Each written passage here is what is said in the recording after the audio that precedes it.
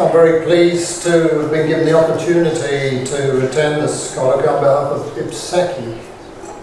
I'd like to sincerely thank Emmanuel Comino and Dennis Tritaris and the other organisers for your kind invitation. I am Alan Smith, the New Zealand-based treasurer, co-founder and governing committee board member of the International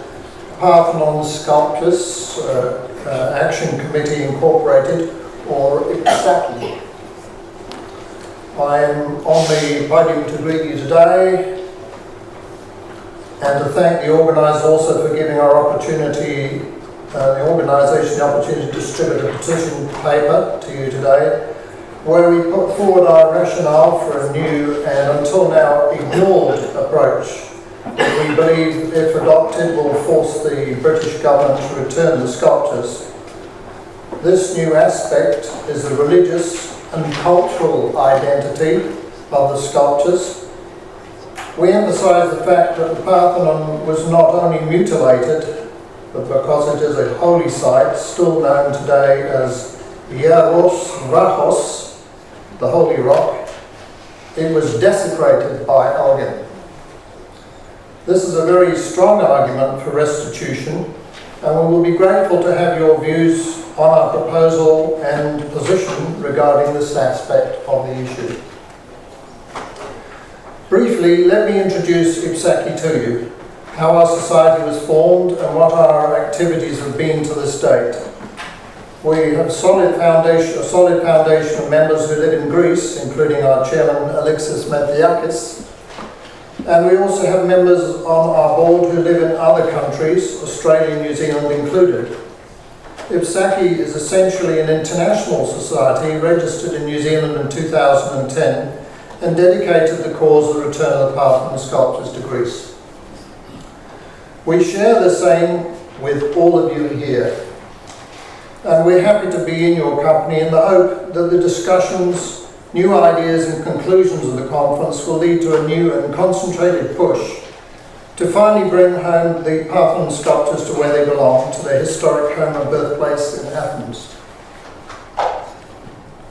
Using a blog during 2009 to build interest around the world and in Greece for the cause, my colleague Alexis managed to build enormous written support for no less than 290,000 Greeks and other nationals.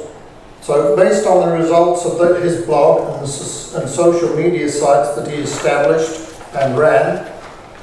Alexis realised that there was indeed a vast number of supporters for the return of the sculptures around the world, if only that support could be channeled to drive the cause successfully toward its objective.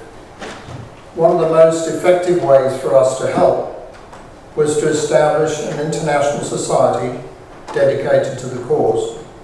Consequently, Alexis talked to me and several other friends and associates in Greece and elsewhere about his plan to motivate support internationally, and consequently established IPSACI in mid-2010. We also included a website to bring the message of the issues to supporters and to explain our position as a primarily activist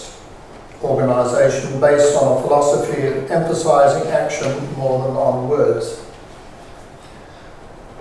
Lack of funding has always been the primary limitation to achieving our objective, but we have never stopped campaigning with those means at our disposal, specifically our access to the international media and the enthusiasm of our supporters. IPSACI has had to contend with opposition because we have been outside the system, so to speak, since perhaps our voice is one that has been raised on many occasions to bring attention to the most extreme cultural outrage the world has probably known. Loud voices and bitter truths are not endearing to governments that are in bed together, but if loud voices and constant pressure are what is needed to get the job done, so be it. Through our website and on the internet, we believe we have applied some effective awareness actions, while on the street and in a series of widely reported campaign events, protests, declarations and interviews given to the BBC, CNN, Al Jazeera, Reuters, The Observer and Guardian, Also a leading paper in Beijing and others in Vietnam, and a multitude of other international media, electronic and printed, including the Australian New Zealand Press. We've helped make the point: the time is now. We also have established partnerships based on mutual respect and a common goal, most notably with Aris Karolopoulos, the exceptionally talented and patriotic photographer, composer and artist whose I Am Greek, I Want to Go Home campaign that we supported and that most here will have seen, took the internet and the world media by storm. Alexis, our chairman, who has travelled from Athens especially for the colloquy and is in the audience with you at this moment, recruited Aris to jointly create with him the Ipsaki video If Elgin Was in London,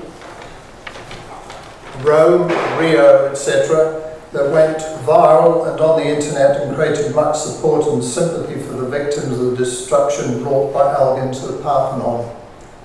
I have been privileged to help in my own way by writing a historical Parthenon novel recently titled Pride of Athens, parts of the sale proceeds of which will go to fund our cause.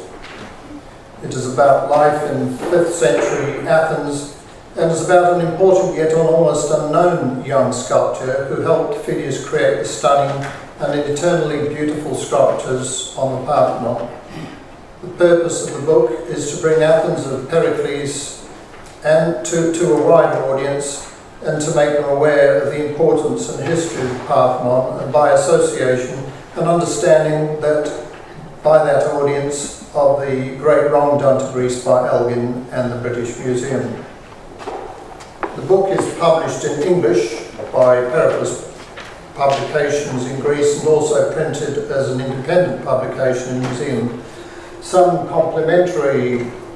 copies of the book have been given to the colloquy organisers to give out at this event, and for anyone who may be interested. In fact, I wish I could give you all a copy, but unfortunately it's limited numbers. May I, in inclusion, congratulate all those involved in this important event and wish the colloquy every success on behalf of our chairman and our board, in the hope that we'll find common ground and open up a new path that will lead to success in the very near future.